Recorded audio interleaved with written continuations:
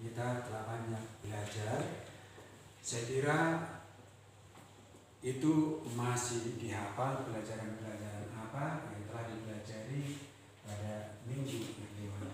Sebelumnya kita sekarang itu masih belajar di dalam pandemi COVID-19. Untuk itu selalulah ingat pesan daripada Ibu, yaitu rajin mencuci tangan, selalulah memakai masker, dan satu lagi apa, Salom? Menjaga jarak. Akhirnya kita terjaga dari pandemi COVID-19. Sebelum kita memulai materi pembelajaran kita pada pagi hari ini, maka kita berdoa dulu. Doa dipimpin oleh anak kami Salom. Terima kasih kepada anak kami Salom yang telah membimbing kita di dalam doa. Pada minggu yang lewat tentu kita telah banyak belajar IPS. Masih ingatkah anak kami tentang materi-materi IPS minggu yang lewat? Silakan, apa materi minggu yang lewat? Interaksi sosial. Interaksi antar ruang. Ya, jadi minggu yang lewat itu kita telah belajar mengenai interaksi antar ruang. Nah, kita lanjutkan pelajaran kita saat ini, yaitu mengenai interaksi sosial. Interaksi sosial. Kira-kira ada anak kami yang tahu tentang pengertian interaksi sosial? Ya. Interaksi sosial adalah suatu hubungan yang dilakukan manusia dengan manusia yang lainnya. Iya, jadi ada suatu hubungan antara manusia dengan manusia lainnya, antara satu manusia dengan kelompok lain, antara kelompok dengan manusia lain.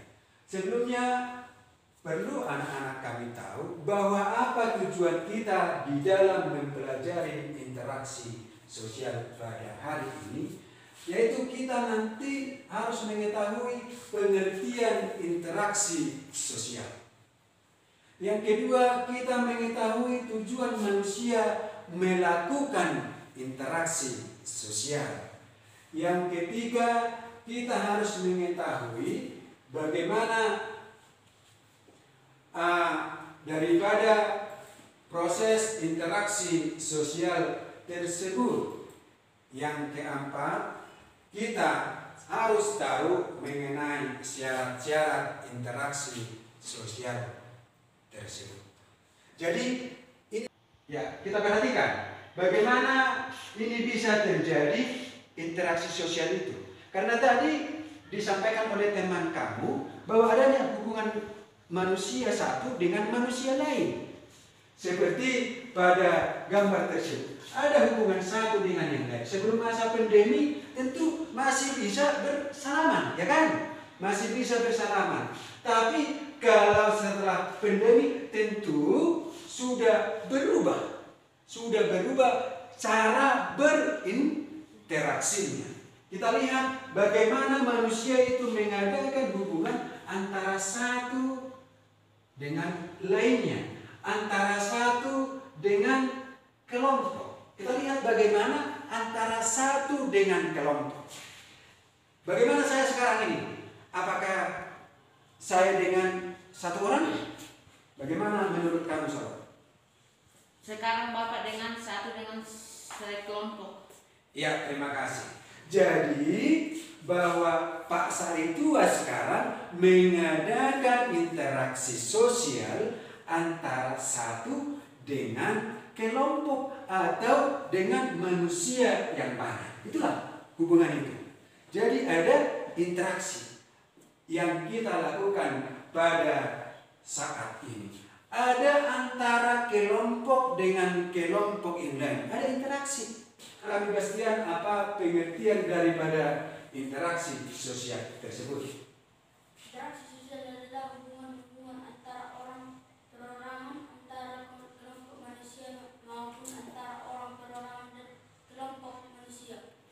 Ya, jadi tadi tujuan kita mempelajari ada lagi, yaitu mengenai tujuan manusia melakukan interaksi harus mengetahui simbol apa yang dia pakai. Jika seperti ini ada Josus kayak ini enggak. Di zaman pandemi ini, jika dibuat seperti ini berarti adalah bersalah, ya kan? Karena si COVID tidak mau di situ kita, ya kan? Apakah itu termasuk interaksi sosial? Ya, terima kasih kepada anak kami. Jadi sebenarnya setiap ada kontak dengan orang lain berarti itu adalah berinteraksi sosial, ya kan? Berinteraksi sosial, baik berkelahi, lempar-lemparan, apa segala macamnya juga termasuk berinteraksi sosial. Tetapi hal seperti itu jangan ditiru, ya kan? Karena seperti tadi bahwa kita itu mempunyai kebutuhan yang berbeda. Dengan demikian tentu kita juga masih membutuhkan orang lain. Ya, seperti itu yang kita lihat. Bagaimana syarat-syarat interaksi sosial?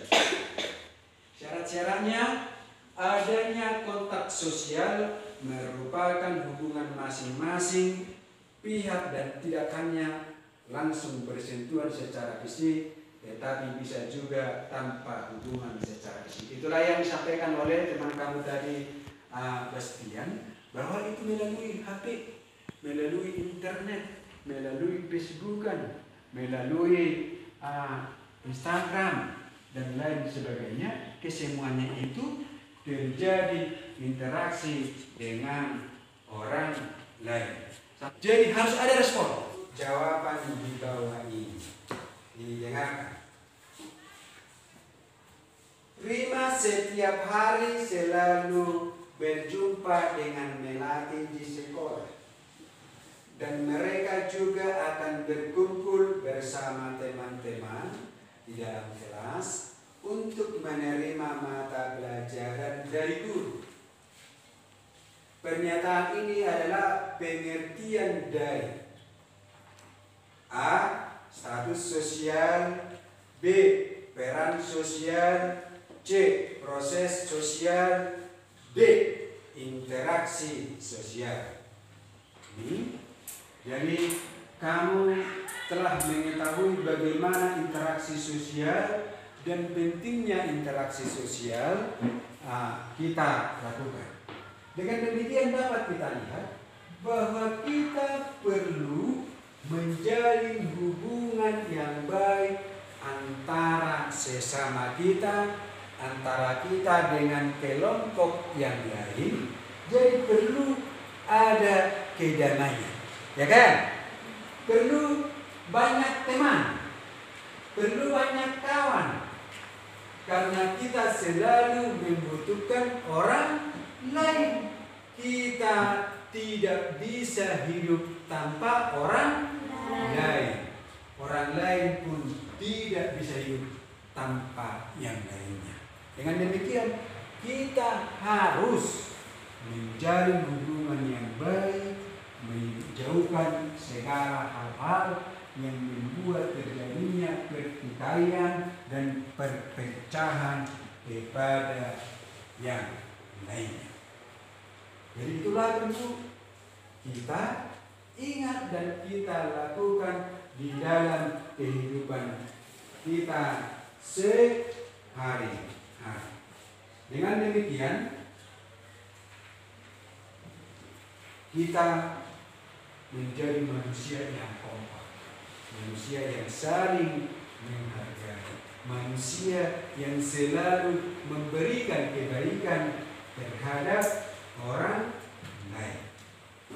Dan saya yakin itu kepada anak didik kami pasti bisa dilaksanakan. Nah, untuk itu minggu depan perlu dihafal di rumah, dan saya yakin itu akan dihafal di rumah karena kita akan melanjutkan materi kita, yaitu proses interaksi sosial yang asosiatif dan disosiatif, yaitu proses-proses yang asosiatif dan disosiatif.